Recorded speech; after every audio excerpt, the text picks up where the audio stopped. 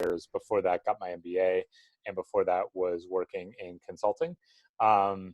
I've worked with people over the years on writing resumes and doing job interview prep and networking prep and all of this stuff. And I also have 3 meetups where I hold sessions related to those topics. And that's where I met Zarela.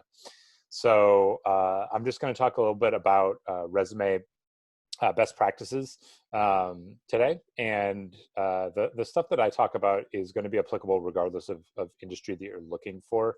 So hopefully, it'll be of use to you. So I start out with the basics of a resume. So these are kind of like tips that you want to follow just so your resume doesn't get immediately rejected. So one thing is resume length. People talk about, the rules for how long your resume should be. I really don't believe there are any hard and fast rules for them, but I like to get in the mindset of thinking that if your resume is over a page, try to shorten it to a page. If you're at 2 pages, try to get to a page and a half. And the reason is you want to be in the mindset of like, what is the most important stuff that needs to be on my resume, and what's going to be the sort of like forcing function that gets me to think about what I can, what I need to have in there and what I want to remove. Remember, when someone is looking at your resume, imagine they have a battery, like a Duracell battery of attention, and they are only going to be able to expend so much energy looking at your resume, and they're probably looking at a lot of other resumes. So you want to make sure that you only have the most important information on your resume, and you want to convey that in an easy to consume way. And I'll talk about some ways that you can ensure that you're doing that. So besides length, my rule of thumb is if you have 10 or fewer years of work experience, try to get it to a page. If you have more than 10 years, try to get it to like a page and a half, maybe 2 pages.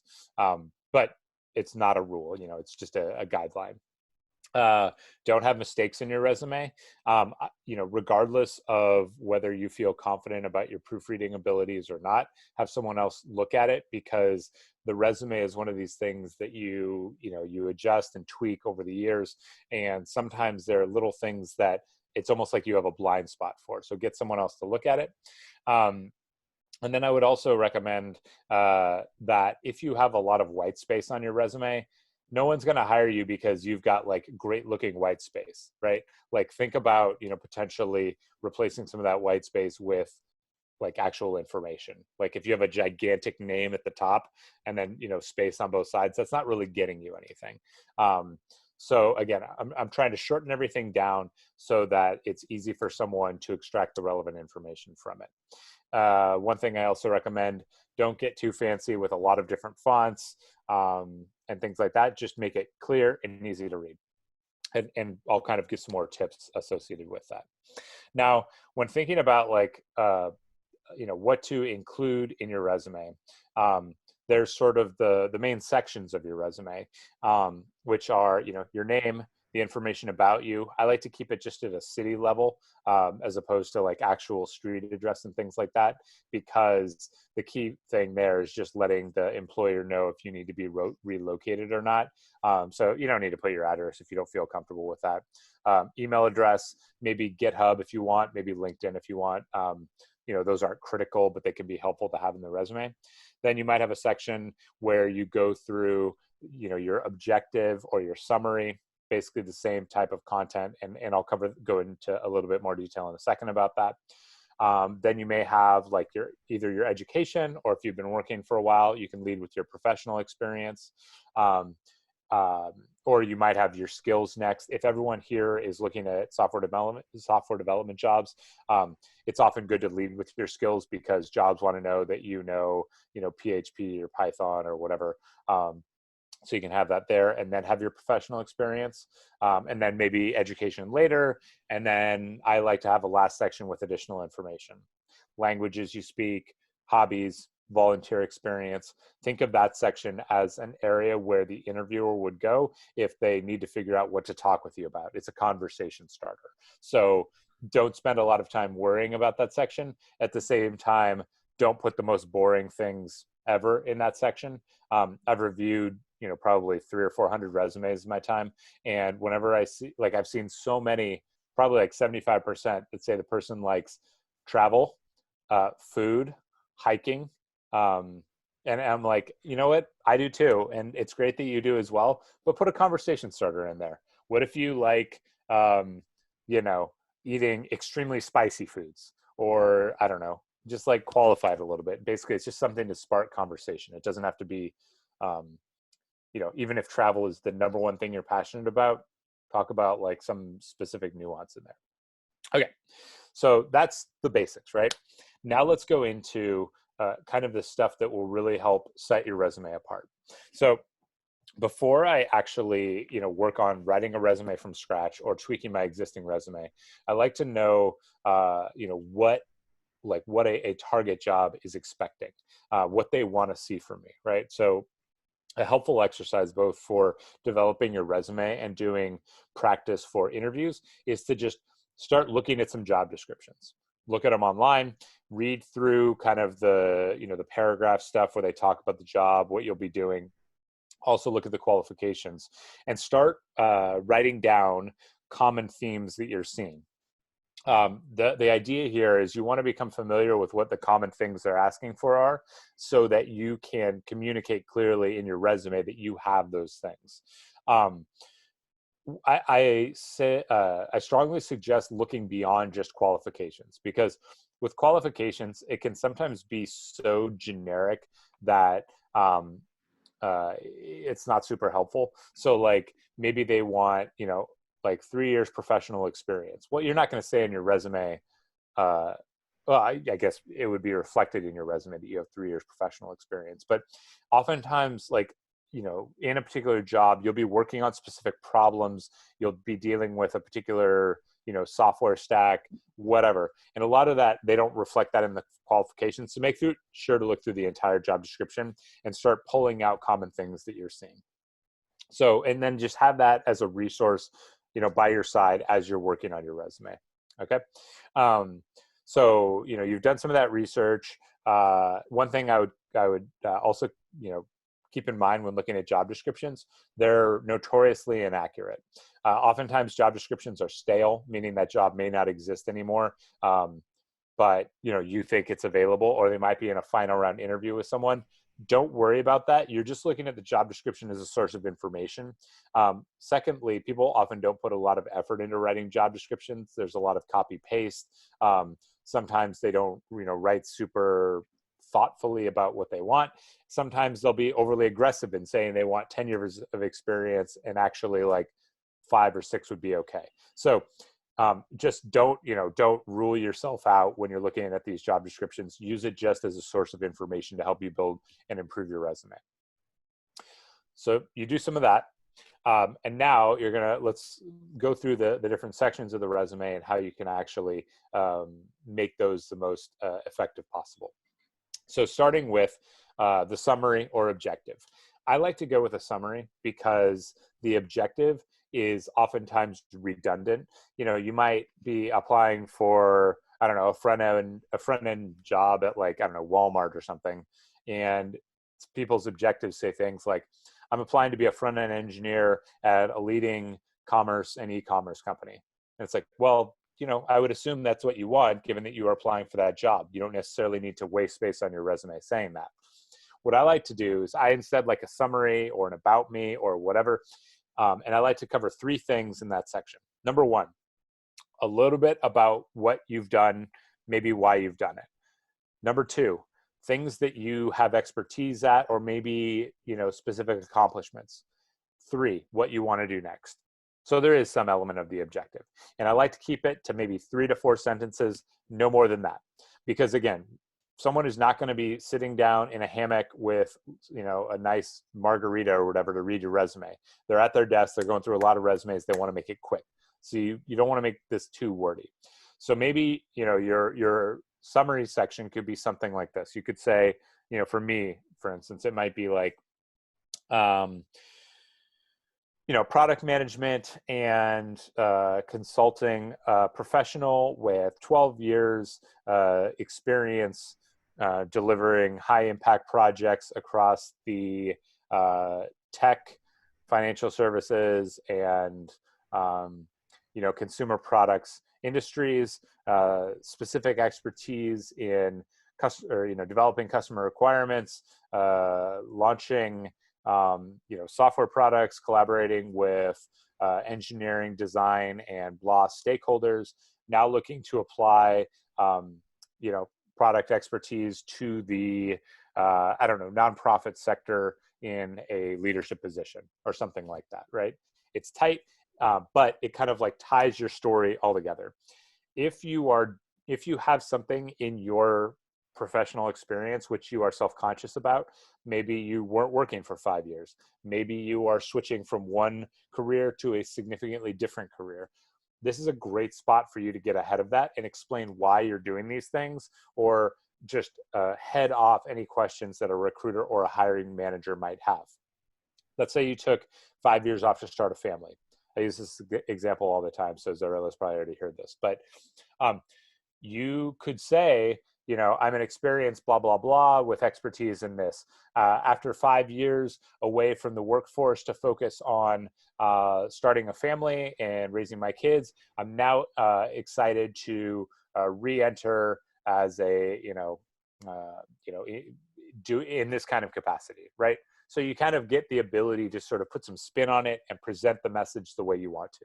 If you're switching careers, a hiring manager or a recruiter might want to know, like this person used to be a carpenter and now she wants to be a, project manager, whatever it may be. How do I connect the dots? And so you can use that section to be a little bit about like, I'm a carpenter with over 20 years of experience leading these large scale projects, including budgeting, and maybe you put in some stuff that shows you would be good at the next job. But then you can say like, passionate about XYZ, which connects to the next job, and now looking for these types of positions in this industry. Use this section as a way to summarize your experience, your expertise, and what you want to do next, but also tie it all together and kind of get ahead of any questions that a recruiter might have. Okay. Now, the experience, since everyone here presumably is focused on software development, I probably recommend doing skills next, just so it's front and center, saying that you have experience in these, different languages or these different, technologies or whatever. Just have that front and center so that it's very clear to a recruiter that you are experienced in the stuff that you will need to use on a regular basis in your job. And then the experience section. The experience section is really where I spend the most time talking about, and where you're kind of going to get probably the most bang for your buck. Or what I mean to say is like, this is where a recruiter or a hiring manager is really going to focus in on. So in the experience section, typically, you do things like you have all your jobs, you have them in reverse chronological order. So most recent to the one before that to the one before that, and so forth. If you are switching careers, sometimes I will actually have two sections, and I might have a relevant experience section and an additional experience section, just so that I can draw attention to the stuff that's going to be most important for the job. And how do I know what's most important for the job? Well, I did all that research on job descriptions previously, and I have my little brainstorming sheet handy. Or you can have just one experience section in total. The way that I like to structure it is fairly simple. I'll do like company. If your company was a small company, something that people wouldn't commonly know, just put in italics next to it, just a little description like this is a Florida's largest grocery chain, something like that, whatever, just enough so that people understand what it is. Then I might have job title below that. And then off on the right side, I'll have dates. And then I'll put some bullet points below that job title saying stuff that I did. I like bullet points because it's faster to consume, and the person reading my resume is going to want to be moving quickly. If I had multiple jobs at that company, you can handle this a couple ways. You can go job, bullet points related to that job, and then dates. And then maybe below that, you have the job before that, bullet points related to that job, dates. Or you can do something which I like, which is you can sort of highlight some like themes of things that you've done related to those job descriptions. So if the job description says it wants you to be able to, I'm not as familiar being a software developer, so I'm not going to have the best examples. So I'll just use one from another industry. Like if the job description says end-to-end, process or like process improvement, right? You can have job title, dates, and then below that another heading, process improvement, with some bullet points that relate to that process improvement. So it's like, look, I know you want process improvement because I was looking at those job descriptions. Here are some examples of me doing that process improvement. Then you can have another one. Maybe you have like stakeholder communication, right? And then some bullet points there. So you're being very deliberate that you have the qualifications that they're looking for in that next job, because you're saying, you want X, I have X, here's some evidence. You want Y, I have Y, here's some evidence. You can use the language that they have in their job descriptions. That makes it all the easier to understand. Also, if you are switching careers, it can be really helpful to use these subheadings for some of your past jobs, because, if you were a carpenter, right, and you want to be a project manager, the person hiring for that project manager role is probably not, actively seeking out carpenters to fill that role. That's okay. But in your carpenter role, you can talk about some of the stuff that you did. Carpenter is not a great example because that's wildly different, but and use some of those subheadings. If you find that there's like a relationship between your past job and your future job. So, if as a carpenter you were budgeting for your shop, and that for project management you also need budgeting, you can just put that budgeting title in there, and then you have the bullet points below it. So it's just showing to someone that, hey, even though my job looks different in the past, I actually have a lot of skills that you want, and I'm making it really easy for you to see that. Okay. Now, a little bit about bullet points, how to order them, what content goes in them. The way that I think about bullet points is you want the most important bullet points at the top, and then less important as you go down. Now, what's an important bullet point? I evaluate the importance of bullet points along 3 dimensions, or using 3 criteria. 1, is the bullet point, or is the content of the bullet point relevant to the job? Do you have evidence of you doing something which the next job wants? If so, that's great. Number 2, did you have impact? Were you able to, increase revenue, decrease costs, decrease the amount of time spent on something, reduce the number of steps, whatever, some sort of impact? And if you're not sure about the numbers, just ballpark it. No one's going to question you on that. But that basically shows that not only did you do your job, you accomplished things. You did your job well. That's number 2. Number 3, the scale of your job. Were you working on something, and this applies to projects as well, that was at a large scale, that crossed multiple countries, that worked with 200 different people, that involved 10 departments, whatever. Oftentimes, if you don't know the impact, but you have an example of scale, that's effective as well, because it shows, again, not only that you did the job, but you did it at a scale that shows that you are a highly capable individual. If you have bullet points that include relevance, impact, and scale altogether, that's amazing. Those are super bullet points, and you definitely want those. Another thing about bullet points is that I think that there are really 2 types of bullet points that you see on resumes. There are descriptive bullet points. These are bullet points that say, this is the stuff that I was doing on the job, responsible for X, Y, and Z. Reads very much like a job description. Then there are accomplishment bullet points. These are bullet points that say, I increased revenue by 25% by implementing a new process to send out more, advertisements automatically, or blah, blah, blah, right? That says you accomplished something, and it says how you did it. So it's almost like a combination of an accomplishment and a description. My advice to you is avoid 100% descriptive bullet points, or avoid only having descriptive bullet points in your resume, because then you're just saying, I had this job, this is what it involved, and there's nothing about whether you were actually good at your job. So I think having a mix is good. I like oftentimes leading, like the first bullet point, just talk about the stuff you did, and then maybe the ones below that go into some of the stuff you accomplished and how you accomplished that. But I think it's just good to have a mix and try to avoid 100% of descriptive bullet points, because then it's not clear if you're actually, good at your job, if you did anything, worthwhile. So that's kind of like a quick overview of how I look at resumes, and kind of like best practices. I think, things to keep in your mind as you're writing them are, number one, people are not going to want to spend a lot of time on your resume. So you need to think about ways that you can, number one, make sure the most important information is in your resume, but number two, make sure it's really easy to get that information out of your resume. When I see big walls of text, when I see paragraphs, I just cringe as someone reading resumes.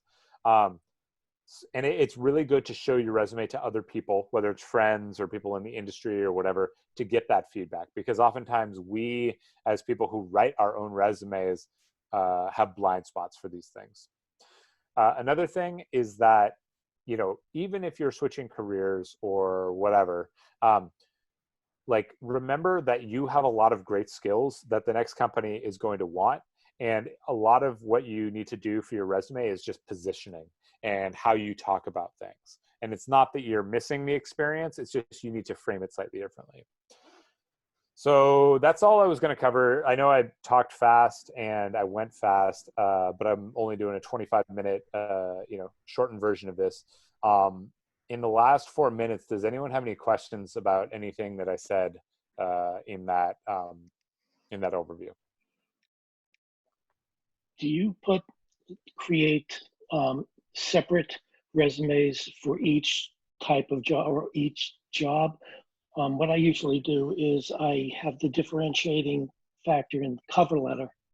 How do you treat that differently from the resume, or do you just have like a standard resume and it covers all the jobs that you looked at in, the job search?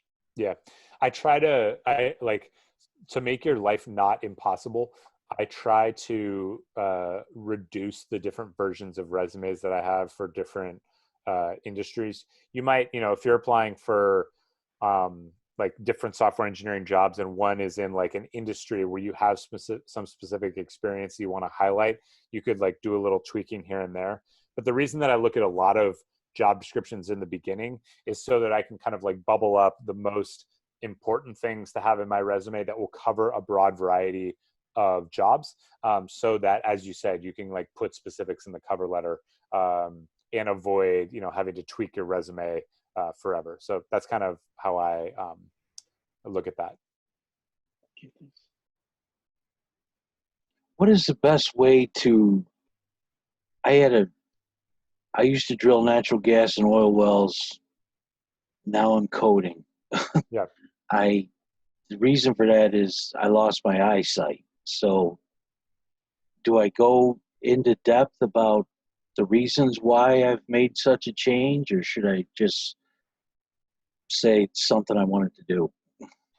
Well, I think that you can do both. And I think that when you're talking about changes in your career, whether it's in the summary section or maybe in a networking opportunity, I think that like positioning yourself as someone who is like driven and really in control of your career is great.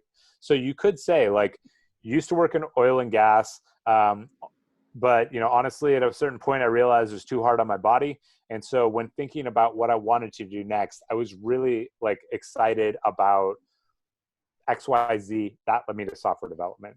And honestly, maybe the reason is there's a lot of software development jobs and they pay pretty well. I wouldn't necessarily say that, but you could say things like, I'm a problem solver at heart, and I was really excited by this field, which I hadn't previously considered, or something like that. So I think there's a way to address it, but also show that like you're driven, you're motivated, you are not going to just let circumstances dictate what happens to you. You're going to like, make lemons out of lemonade or whatever.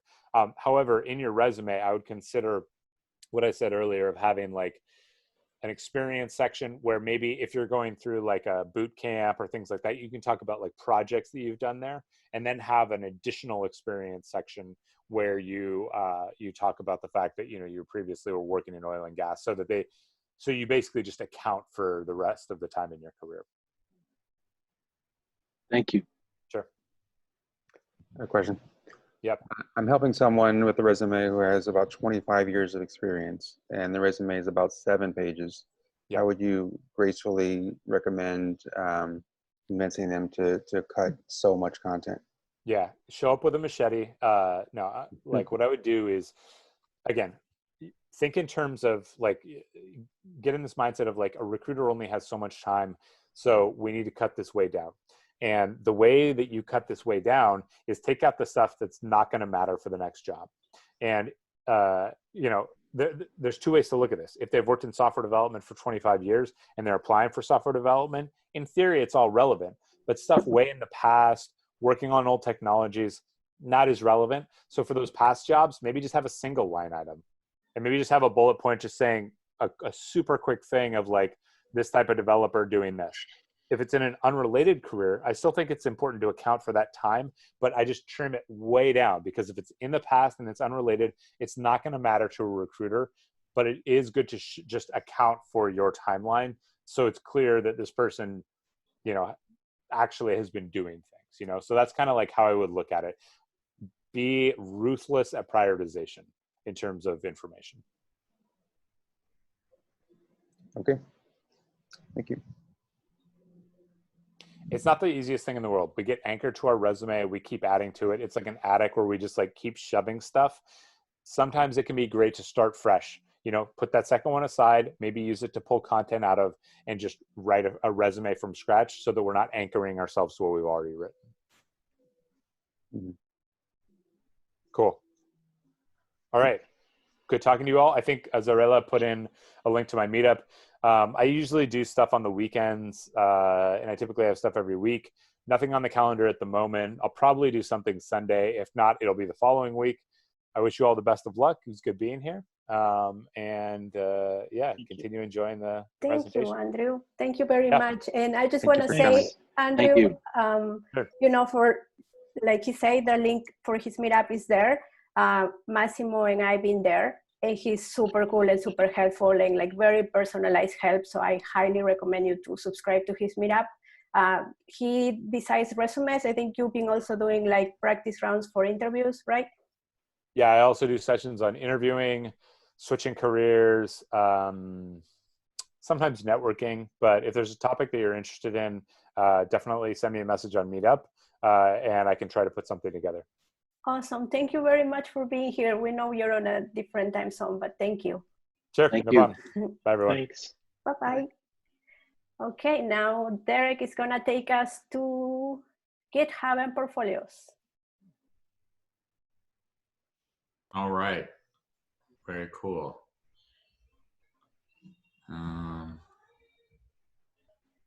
right, here we go. It's actually portfolios in GitHub, Zarela. So. I'm sorry. Well, before we get into the nitty gritty, I wanted to say a couple of things real quick. To me, a portfolio especially is something that kind of accentuates your professional presence. So Andrew had some really great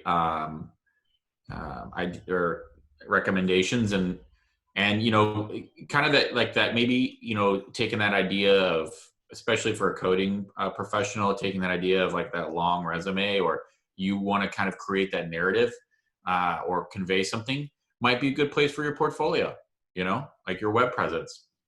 So something to think about. The other thing I wanted to really stress is, I'll speak for myself, and that is when it comes to applying for jobs and having things like GitHub and portfolio, it's really, really important to listen to other people's opinions and suggestions. And it's also important to make sure that you're expressing yourself and putting who you are out there, because I'll speak for myself. When I've applied for jobs, and I kind of held back and tried to, I don't know how to word this without sounding like I've been frustrated. I'm like, I wish I had said this or that. So I don't know if that makes sense, but just wanted to kind of put that out here before I start showing you slides. These are things that are totally opinion based that I'm going to show you.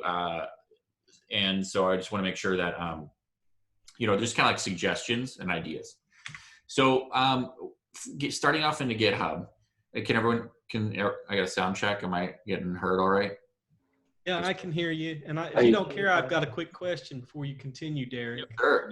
I didn't think to ask at the beginning of this. Is this being recorded and then redistributed later, or is that up to us as individuals? It is being recorded. Yes. Okay. I'm sorry. I forgot to ask. No worries. Carry on, Derek. Okay, cool. So I wanted to share maybe a couple features that you may or may not know about in GitHub. One of them is your contributions. So you can, for a while, you had this graph at the bottom of your GitHub profile, and you could see like the dark, it's like a heat map of sorts where it shows the darkness is like where you really got some work done, right? Made a lot of commits.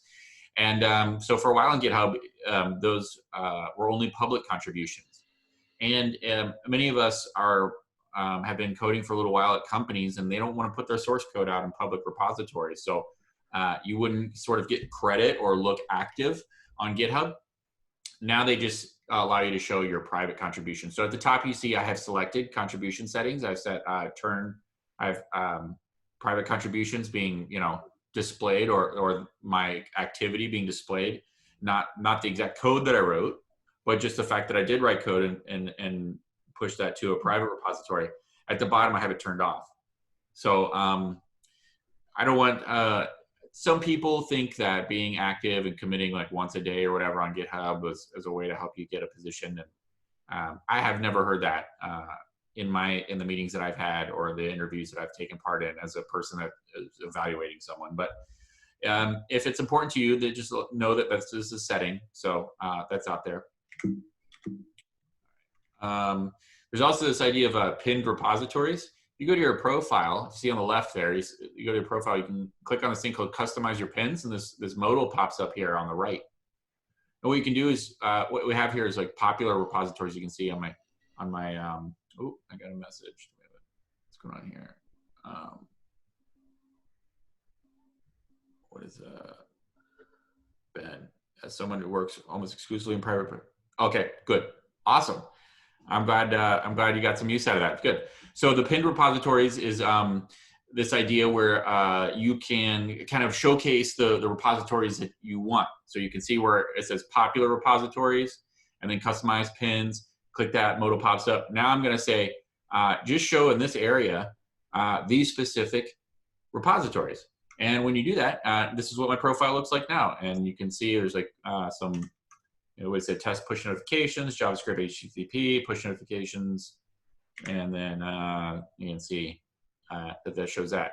And the idea is there is like, I don't know about you all, but I have some repositories that are really old that aren't really reflective of my abilities as a coder now, or just kind of like hello world stuff, or I went to a conference or a workshop and they had said, okay, make a repo and do this. And so this is a nice way to, if a potential employer comes to your GitHub site, they'll be able to see the things that you're proud of right away and kind of get the stuff, weed out the stuff that's not what you want to show them.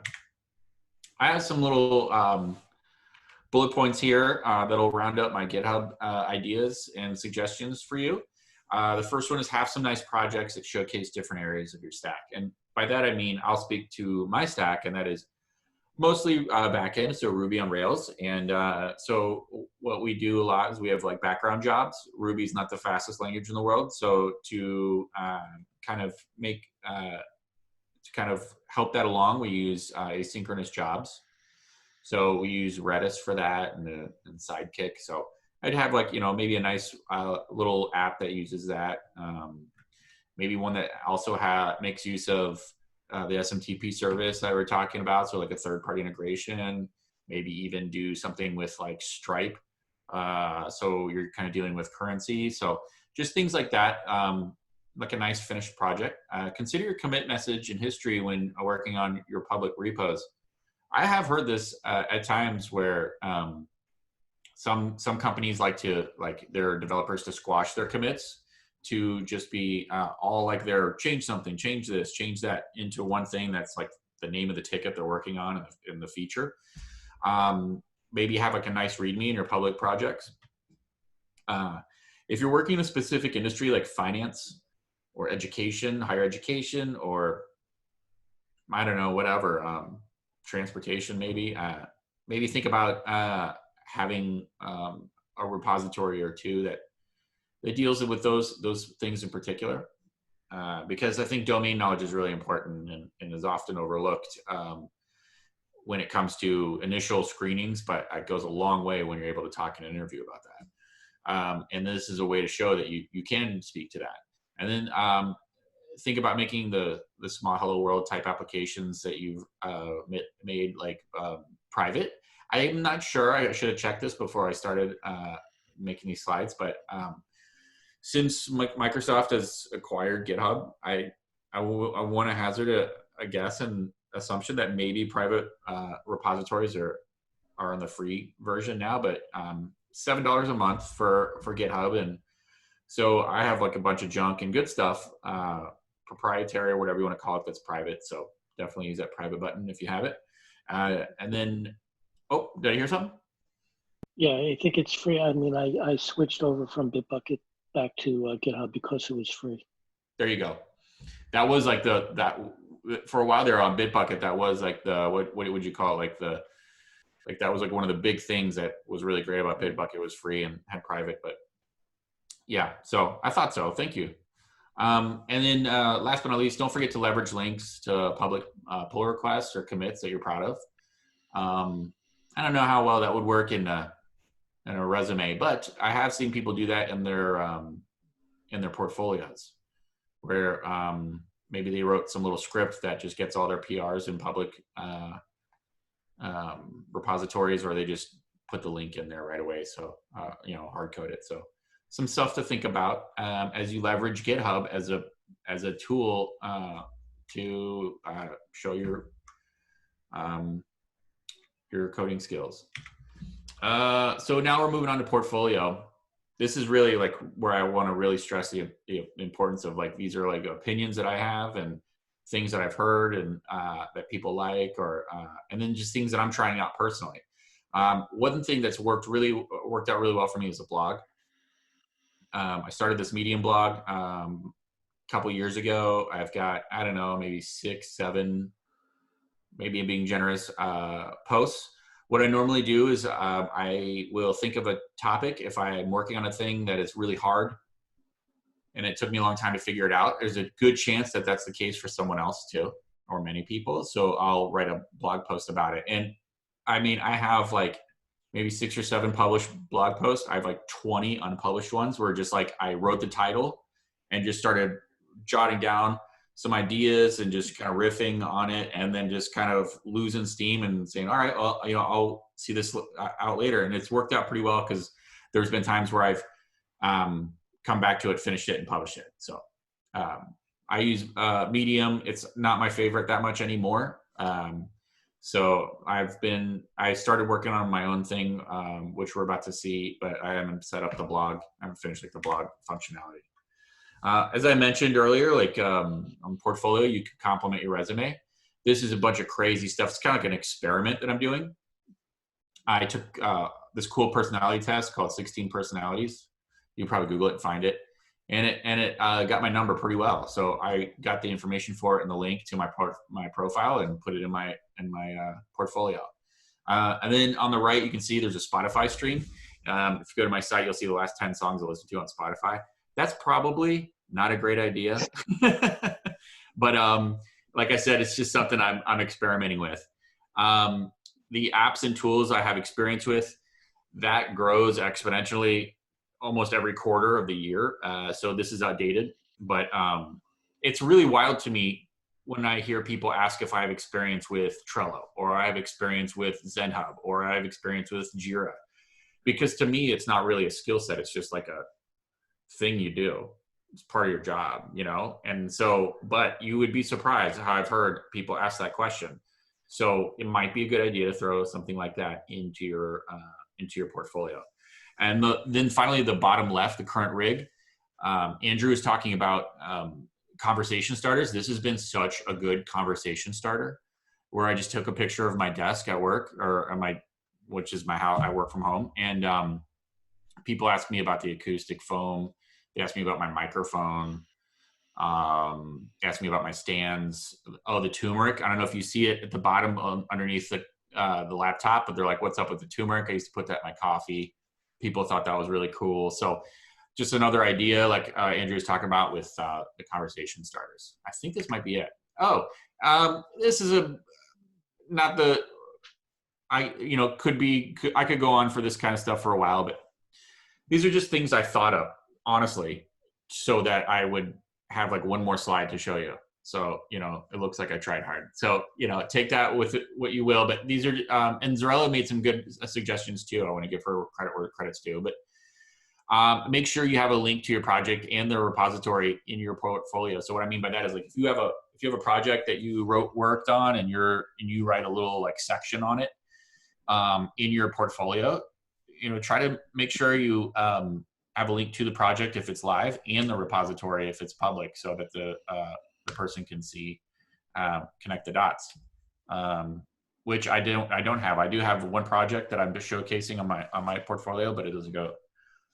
I don't even think it links to the project, so drop the ball there. Link to all your social media. Use professional images, and then think about maybe buying yourself a cool domain. And then using that instead of just like whatever the random thing is that your hosting provider came up with, like Heroku comes up with really funny ones. So the main thing is to, look professional, and then also make it real easy to get a hold of you and look at your projects. So those are my suggestions for GitHub and portfolio. Any questions? Yes, I have another question, if I may take you back for just a second to the, let's see, I wanted to ask you a question about no, not quite that far. Was it GitHub or portfolio? No, it was GitHub. Okay. Yeah, so back to that previous slide with the bullet points. I'm sorry. No problem. Yeah, so I have a tendency to make a lot of commits, small commits, and however, I do describe each one of them appropriately, at least in my opinion. What was your recommendation for? Did you recommend squashing those or not squashing them? I didn't catch what you said. Well, it goes. I wouldn't use this against anyone, like if they have a bunch of small commits. But the places that I've worked at, we did squash commits. So what we would do is we would initiate a pull request. Let's see if I can.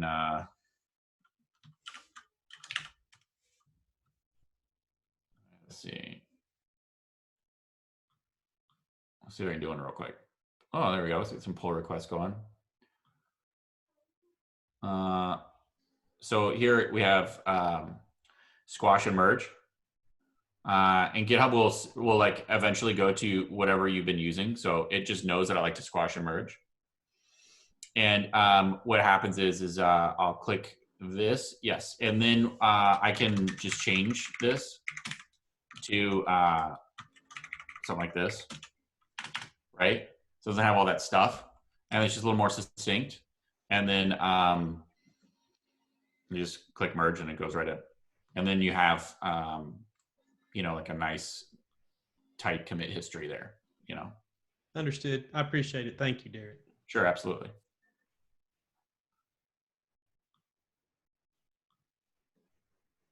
Anyone else? Okay, no problem. You don't have to. Oh, I heard something. Yeah, I just wanted to ask. I've seen some people recommend, especially if most of the projects that you've worked on are proprietary software or that are not public, in order to create a profile, to actually build some projects just for your profile. What do you think of that? I mean, sometimes it's just, you don't have anything to put out there, especially if you're working for companies that are very secretive or whatnot.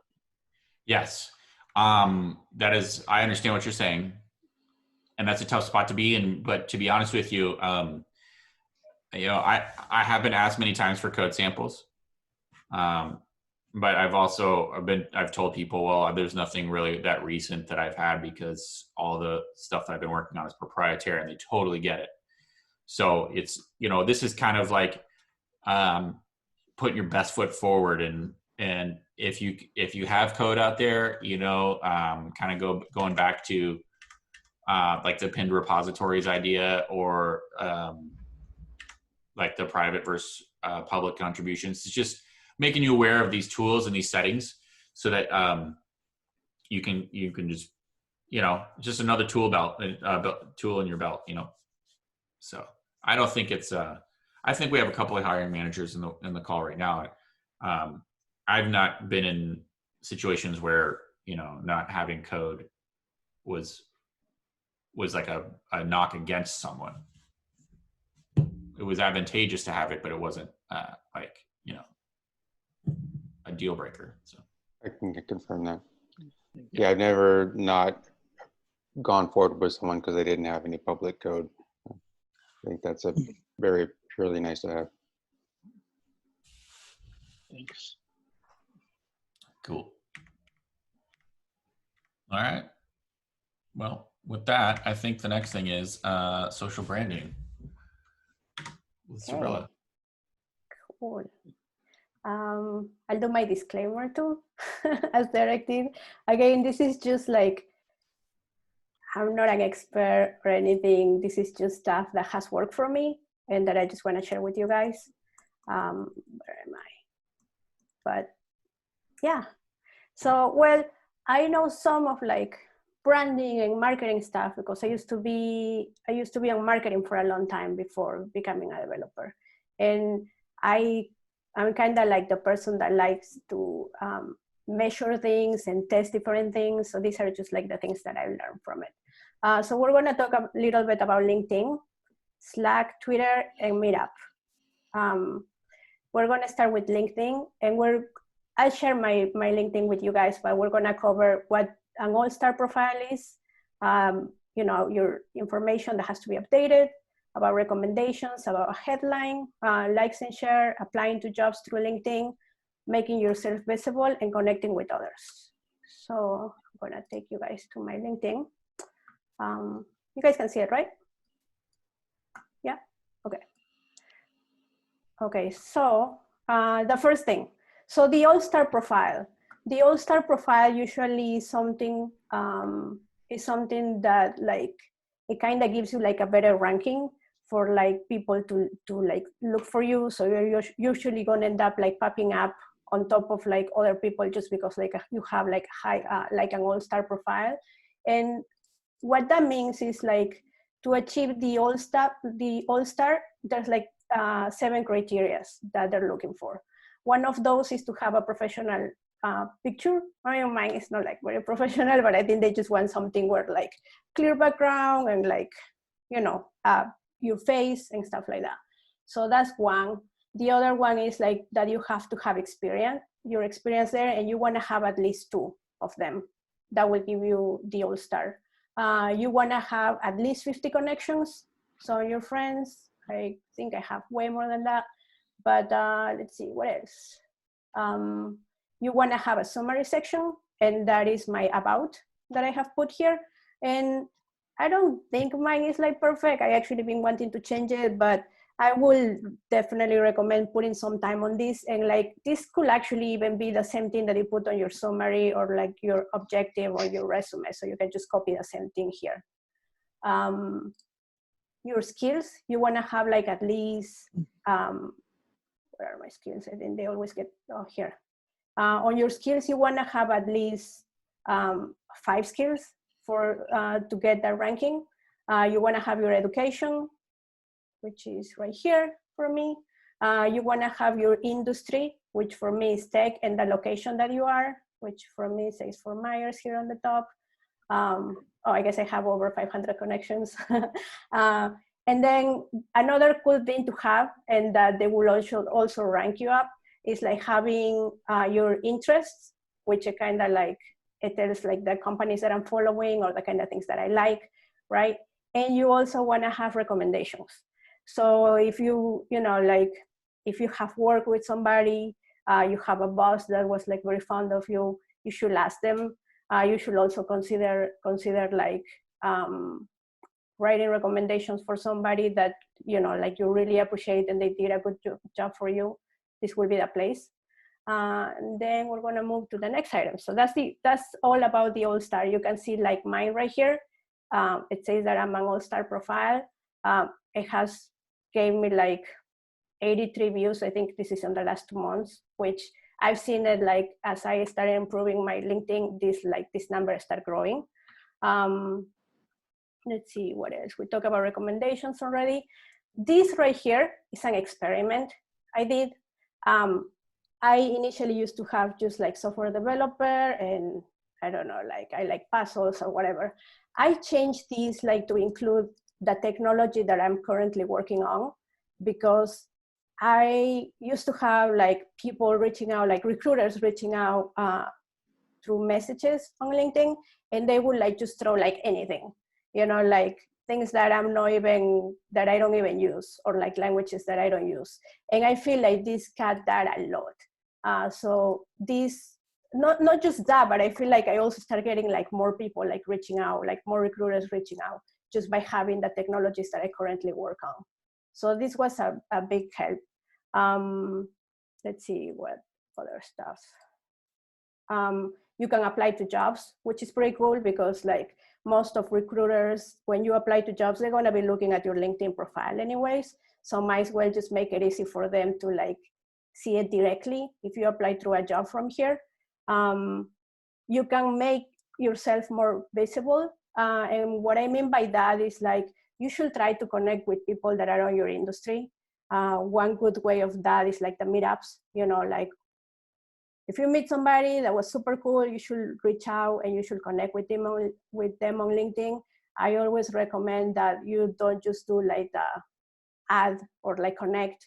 You should always try to send like even a little note, you know, because I mean, all you guys being at meetups, and sometimes there's like 10 new faces and you have no idea who it is, because sometimes people, they don't even have their pictures on their LinkedIns, right? But if you had a conversation with somebody, you can say like, hey, it was nice to meet you yesterday.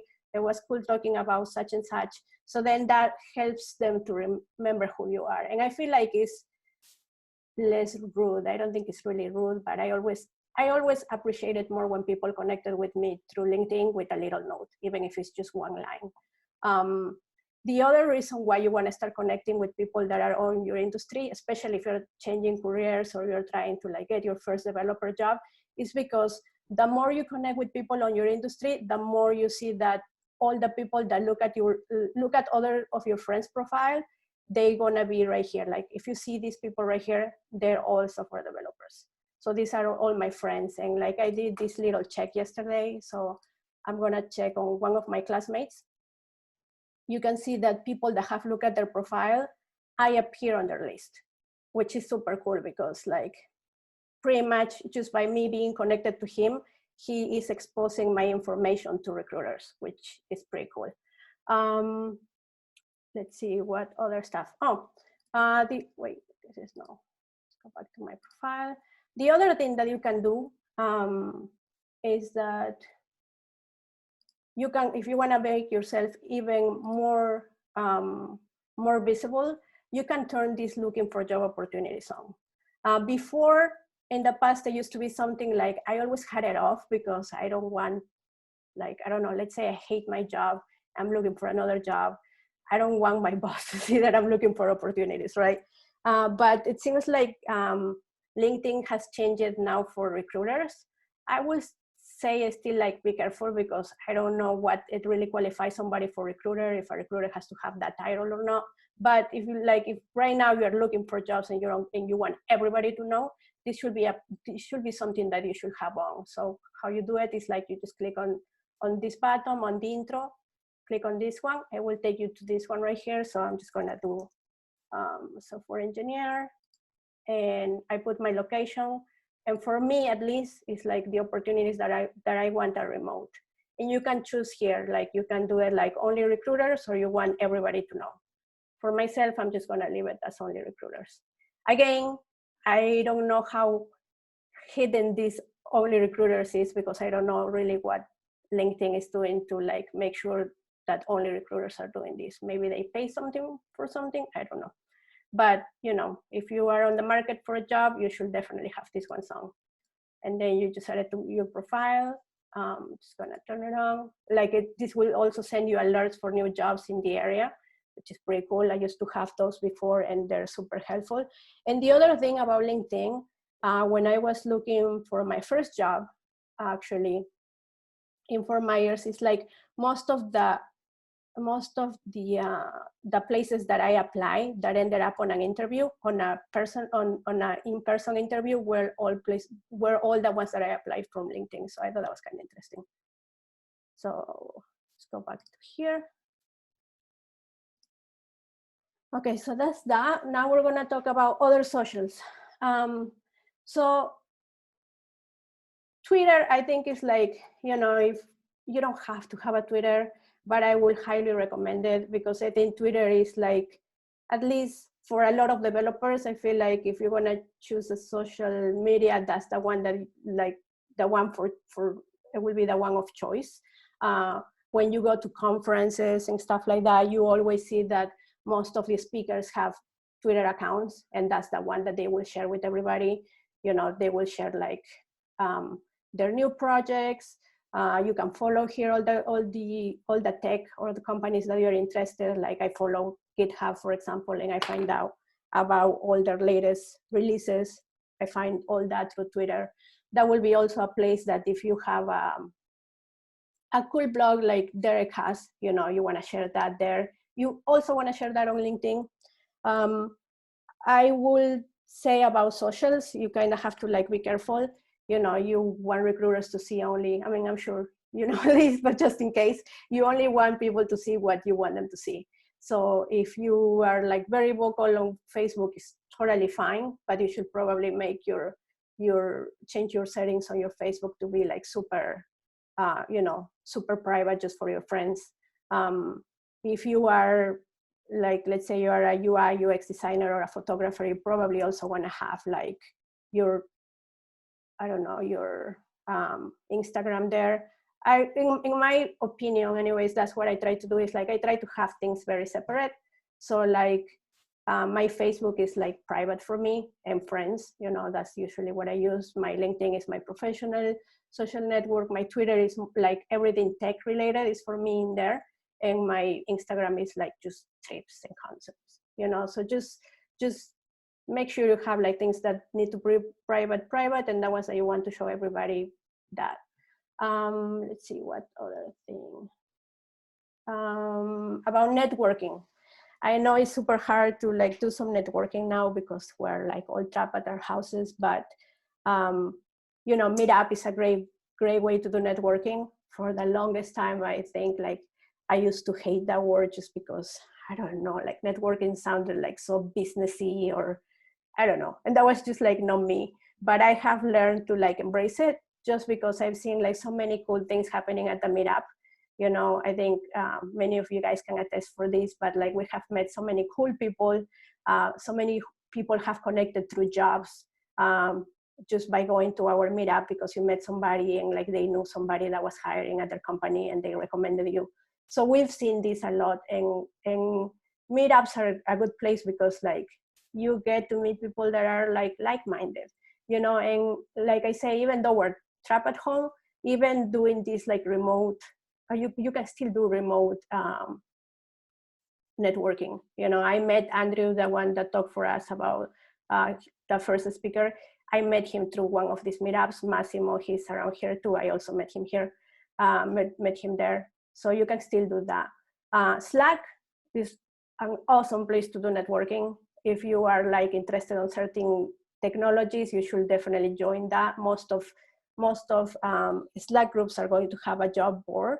Like the one that is one of my favorite ones is Women in Tech. I don't know, I just like it because there's like so much support there. They share so much. The jobs that usually somebody will share a job board on Slack is cool because like usually the person that will post the job will be for their company, and they will always tell you like, if you need more information, please feel free to reach out. So how cool is that? You know, you're not like just looking at job board and like just applying blindly, but you now have a connection there. So I definitely recommend you to like join to like any Slack that is out of, you know, that is out of your interest. Oops. Where do you find those at, Zarela? I'm not familiar with doing it that way, actually. Slack? Yes. I'm familiar with the application. I'm just not familiar in using it in that fashion. I mean, I've used it for work, you know, with my teams and whatnot, but I've not used it in the way you just described. So yeah, sure. So I actually can share my screen very quick and I can show you like all the cool stuff that is here. Wait, I need to... Are you guys seeing my screen? No, right? Because I stopped sharing. Okay. No, not yet. I'm gonna share my screen right here. Okay, so these are like all these Slack groups that I belong. Derek posted the invite link for our Slack right here. And we do have like a hiring looking where like people post jobs and you can ask them and stuff. There's a bunch of different ones. So like, for example, if you like C#, you can probably just Google C# Slack and you're gonna find one and you can subscribe to that one. I belong to this other one that is like the Ruby on Rails Slack. They also have a job board. So see right here, job offers. And like people post all kinds of stuff, you know, and like you can directly contact the person.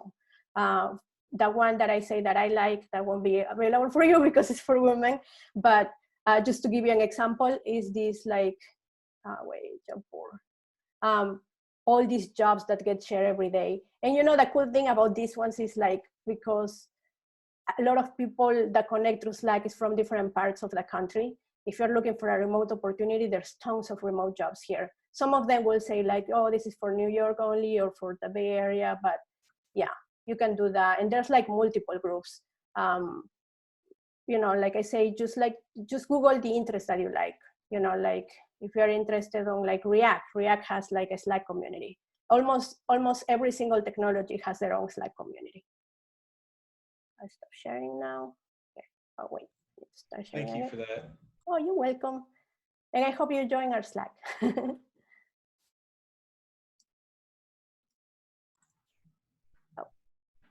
Okay, so we're going to work back here.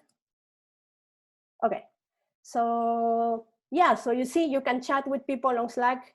I have met very cool people that have like guided me through like all the process for interviews, gave me insights of like the company, you know, you can ask like how big is the team, what kind of benefits, and people are always so helpful on those. That's why they're sharing it, because they want to help somebody. Other ways of branding, Derek talked about Medium. You know, like he mentioned, if you are been working on something that took you a long time, you should definitely write a blog. You know, I mean, it can be like your personal blog or something. I know Mark has been sharing some very cool ones about AWS too, that he wrote. Those are hosted on his own website, but he shares that. So that's a way of branding. I cross-posted to dev.to. That's what I use, dev.to. It seems like a lot of people who are writing from Medium switched over to that, developers, and I just cross-post. Oh, nice. Okay. That's good to know. I didn't even know about that one. I'm gonna have to join it.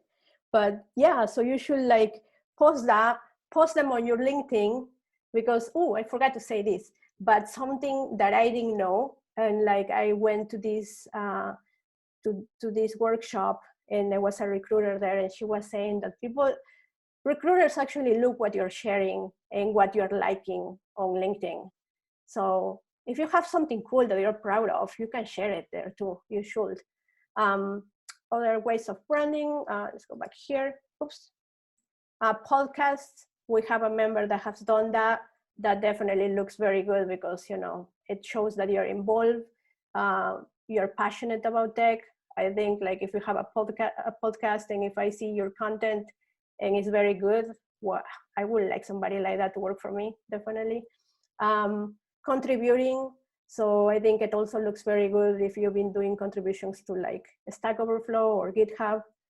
I mean, you don't have to, but these are just extra things that you can do. Who are you? So when we talk about your web presence, have you ever Googled yourself? If you haven't, you should. because you want to make sure, like, you know, like a lot of times recruiters will Google you, or people that want to hire you, and they want to know who you are. I've seen these, you know, these sites like allpeople.com or like People Finder and all those, like sometimes, like if you Google yourself, sometimes you will find yourself on that. And like, even if you just had like a little ticket or something like that, or like, I don't know, let's say you got divorced, right? It will show like you have a criminal activity, which I think is like so wrong, because it can reflect to a recruiter on the wrong way, even though it's not that. So if you see yourself on one of these sites, you can make them take it out. I have actually went through the process of that, because I saw some of those that had just like completely inaccurate description of myself, and like, I don't know, like it even say like how much money I make and everything, and I'm like, that's like crazy. So I make them take it out, and they have to, because they don't have your permission to be there. So all you have to do is like message that site and tell them like, take me out, and they will. I got taken down of all of those. So if this is your first job, you kind of want to have experience, you know. So I know it's hard to get a job sometimes without experience, but you should consider like doing a project, helping somebody. You know, we have our website that if anybody wants to contribute, we're happy to, just let us know. But just something that you can put on your resume, you know, do some volunteering job, or like even freelancing, you can still put there. I think it will look better than not having anything as an experience. I say that because this is my first job as a developer, and it's been super hard for me to try to like change careers at the beginning without an experience. But I've seen people volunteering and making their own experiences, and now they've made it successful. So I think everybody has to start somewhere. If you are looking for, wait, do we have a question? Okay, no. If you are looking for remote, like often that's something that I have been asked a lot, because I've been working remotely for 3 years. It used to be so hard for me to get jobs here locally, because nobody really used to trust somebody from a boot camp. At that time, I don't think boot camps were very well known in Southwest Florida anyways. Now they are, but at that time they weren't. So it was hard for me to try to get a job. So then I'm like, you know what, I'm just gonna look for remote. But something that you have to keep in mind that about remote jobs is that you are no longer competing just with your market, you're competing with the entire country. And sometimes you are competing with the entire world.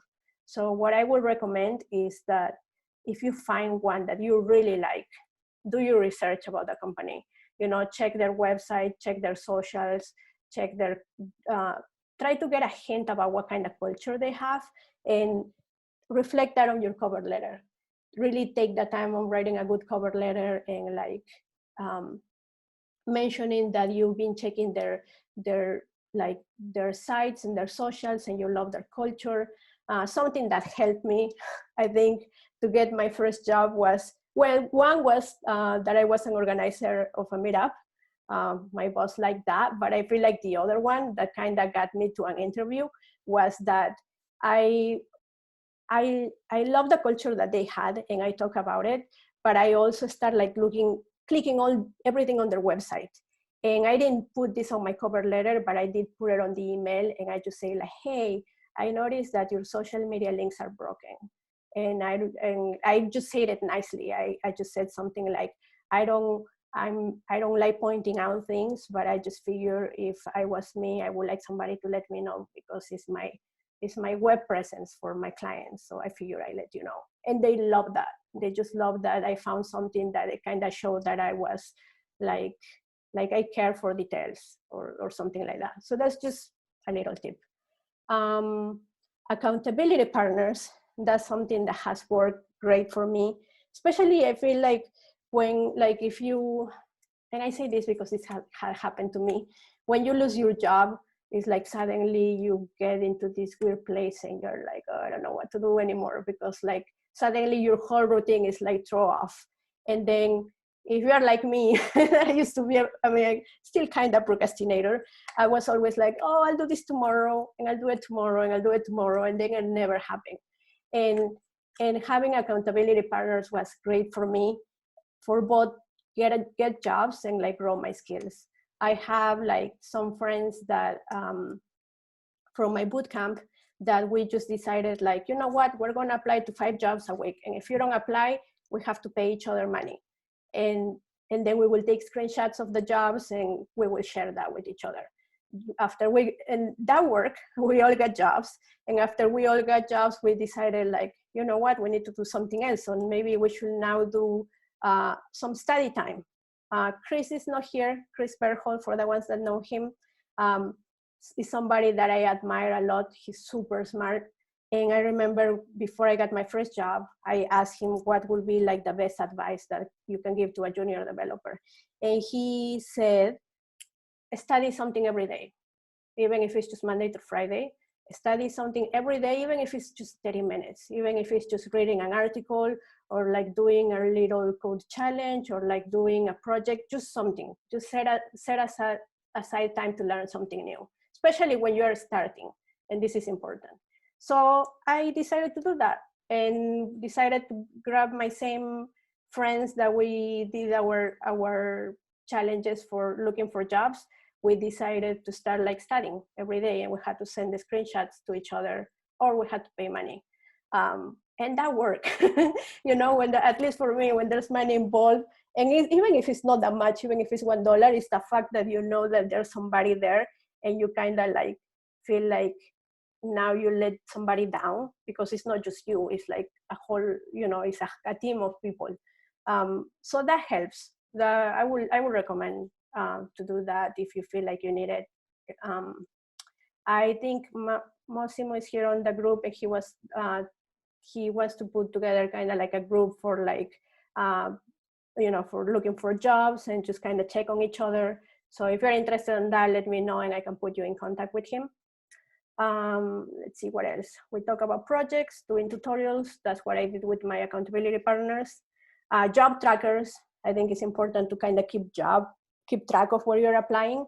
It also tells you like how little you apply in a week, or how much, or how good of a job you did, because you should recognize that you're doing a good job.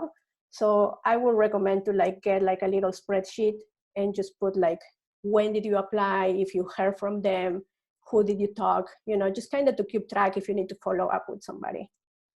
Let's see. And last, the resources. I posted here some resources for like the best remote sites that I like. Derek, if you have some that you like that are not here, maybe you can add them.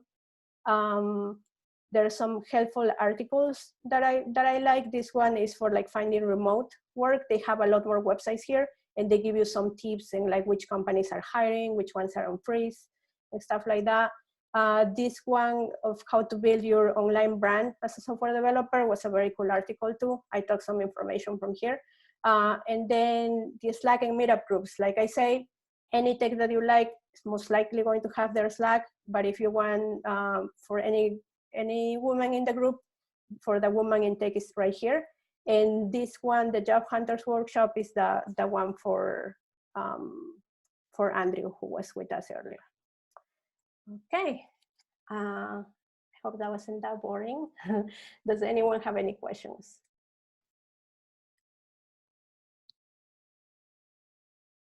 No, I do not. Thank you very much, Zarela. Welcome. Yeah, thanks. That's great. Thanks. Welcome. Okay, so if there's no questions, Derek, do you have the cool thing to raffle our? Do we have one of those? Oh man. Oh, I slacked you the code. Yeah, so you can get it from right there. Anybody has like any tips that we haven't covered that you would like to share with the rest?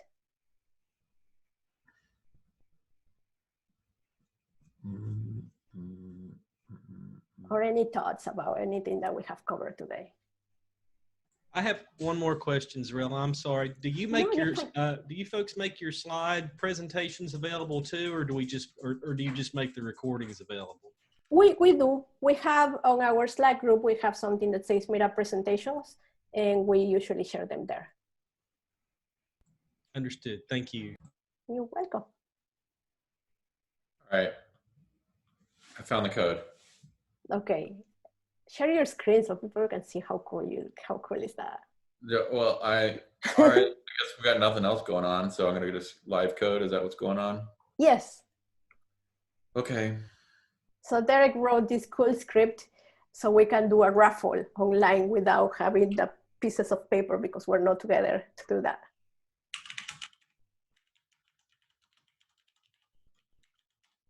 Oh, you want to share it? Oh, I thought I was. No. Okay. So. Too all right. small. Okay. Well, don't worry about that. Hold on a second. Okay. I just got to. All right.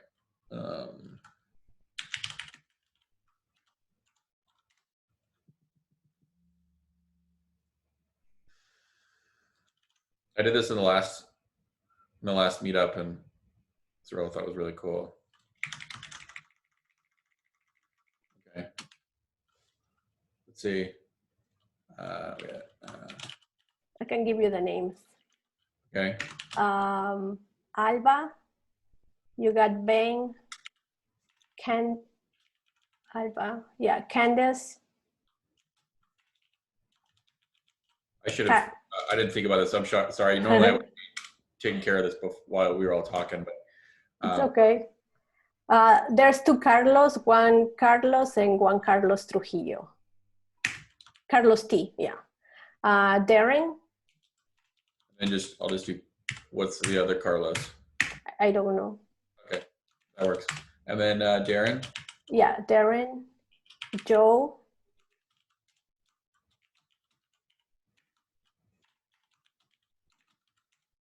Mark Friedman.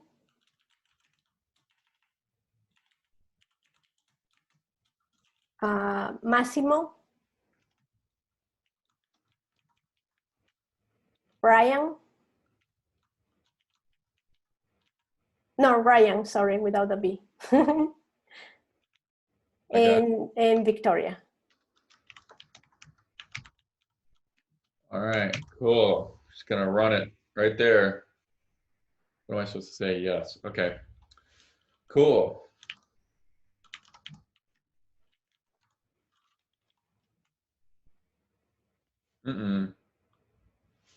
Got a comma. So does Ruby natively do the emoji like that?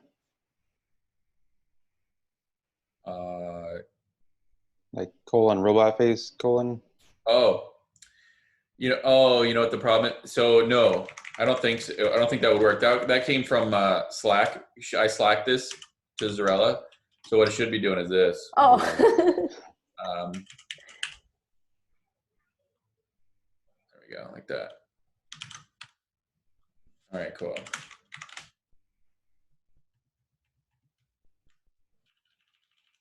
There you go. Yes.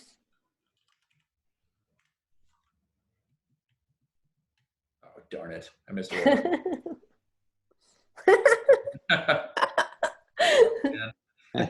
Carlos. Yay, Carlos. And it's Carlos. not Carlos T. Yeah, the other Carlos. Thank you. All right, cool. Where are you, Carlos? Raise your hand. Hey. Oh, I I see changed it. the initial to Carlos P. So. All right. So I'll get you your license. So what you get is a license for 1 year free of one of JetBrains products. So I think you mentioned you did some data stuff and maybe like, did you say Python too or something? Or Just general web development. I trying to want to get into like data analytics, data engineering. All right, cool. So there'll be something in there for you. So I'll get that to you. Are you in our Slack by any chance? Yes. All right, cool. You mind sending me a direct message? Okay. Who's it for? The Derek, right? Or no? Derek Yes. Dyer. Yep. Okay. Awesome. So I guess that's it. We finished a little early. Unfortunately, we can't have beer after, but Someday. someday soon, I hope. Yeah. But anyways, thank you everyone for coming. Thanks. Great to see you. Thank you for presenting. Thank you guys. Yeah. Thanks. If Take care. anybody want to hang out for a little bit, I'll be here for a little bit. But yeah, thank you guys. Thank you. Nice to Thank you. Nice to meet you. Cool. Bye. Bye, Mark.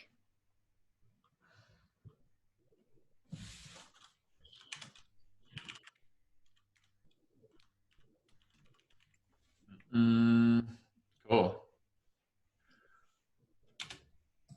So I'm sending Carlos's thing real quick. You know what's really funny too is like I was running that script when I was making it for the last meetup,